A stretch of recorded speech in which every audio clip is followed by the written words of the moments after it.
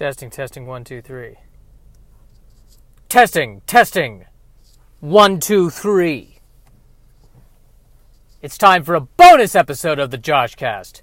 Bonus episode of the Joshcast. That's how lonely he is. Instead of spending the day with a fellow human being, he records a bonus episode of a podcast to be downloaded by 20 to 30 people. Joshcast, Joshcast, Joshcast, Joshcast. Bonus episode.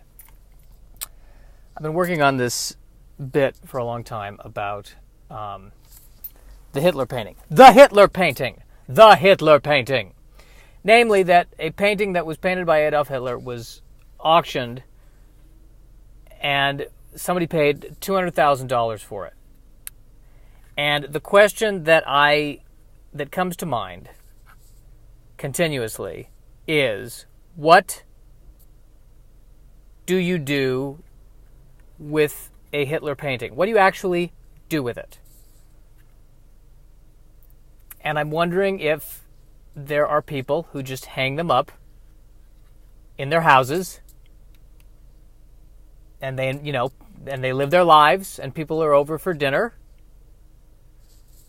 and they say, "Hey, oh, that's a nice painting. What's the story with that?" "Oh, it's my Hitler painting." "Excuse me?" It was painted by Adolf Hitler. You're familiar with him?" Yes, I'm up on the literature." "Yes, well, I simply saw it and I could not part with it. I felt a connection with this painting. I'll be honest with you, Mr. Schwartz, Ben Schwartz. Yes, I'll be honest with you, Mr. Schwartz. I felt a connection with this painting. As soon as I saw it, I said, I must have it. I must put it on my wall, right here in the dining room. There's just something about it. I feel like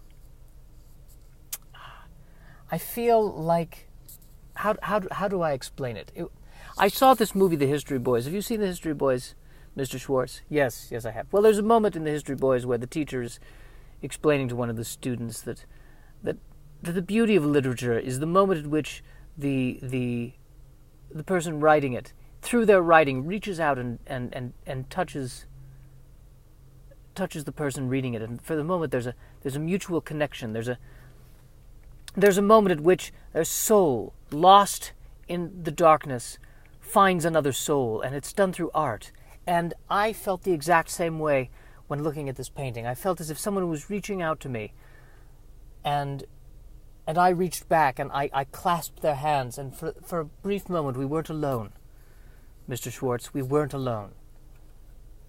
So the person you reached out to and felt that way about was Hitler. Yes, and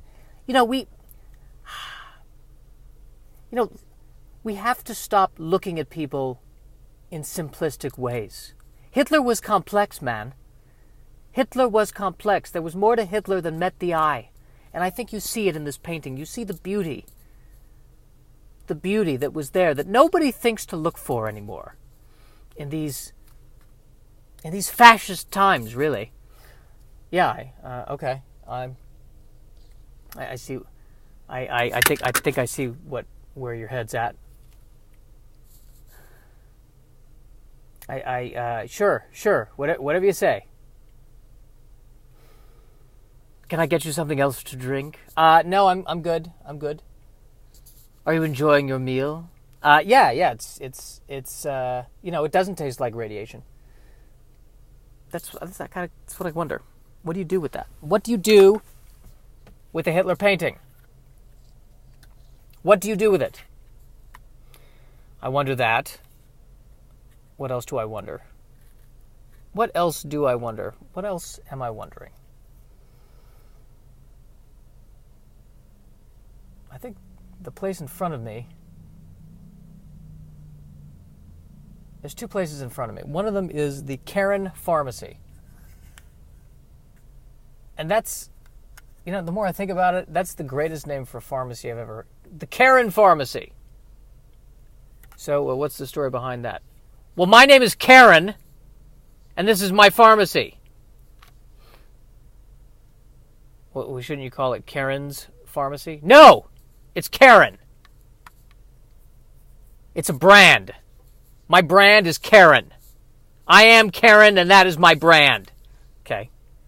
You seem a bit angry about it. Well, why isn't Karen enough to be a brand? Why to be a brand, why do I have to come up with a more clever name? Is that what you're saying?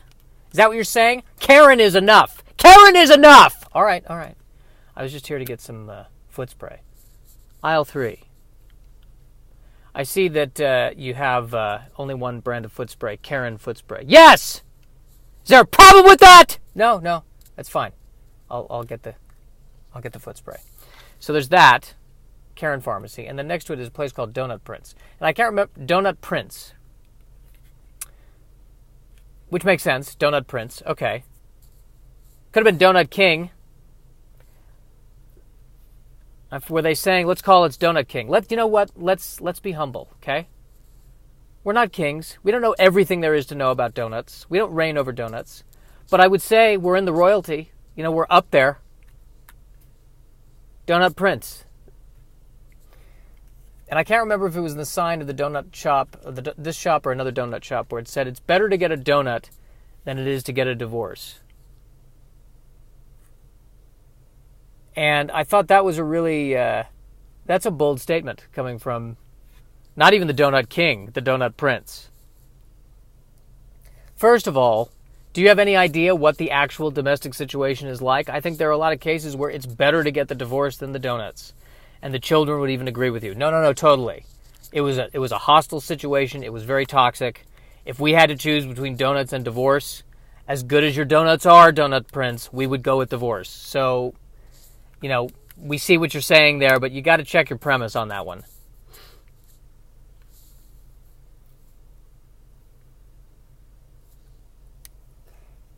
The thing that's concerning me is that this really should have been part of the other podcast instead of me doing a bonus podcast. It should have been one podcast that was 20 minutes instead of two podcasts that were 10 minutes. I'm concerned about the delivery on this. There might be a glut of content coming from me. That's just too much for my fans to process. He said, with irony,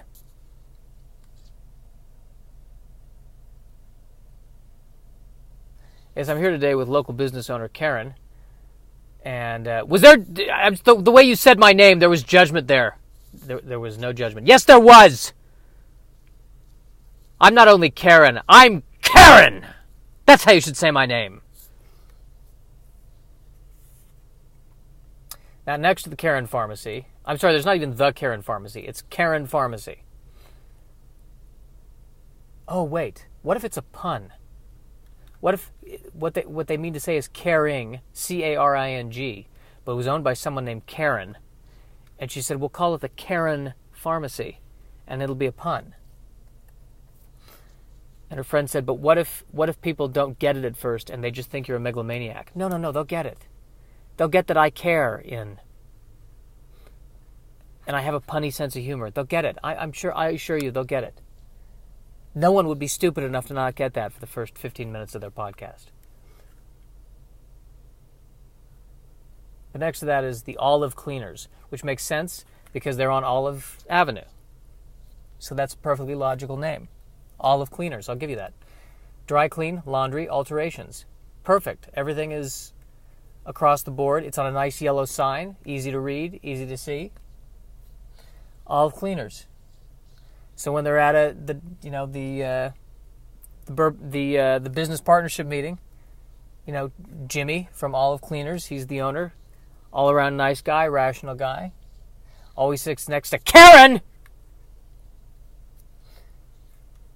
Karen's telling him, Olive Cleaners, that's boring. That doesn't say anything. Anyone, I could call myself the Olive Pharmacy, but I don't. You know why? Because I'm Karen. You should have that much pride in your own name. Jimmy! It should be called Jimmy Cleaners. with an exclamation point. No, strike the exclamation point. Jimmy is enough. Jimmy is its own exclamation point.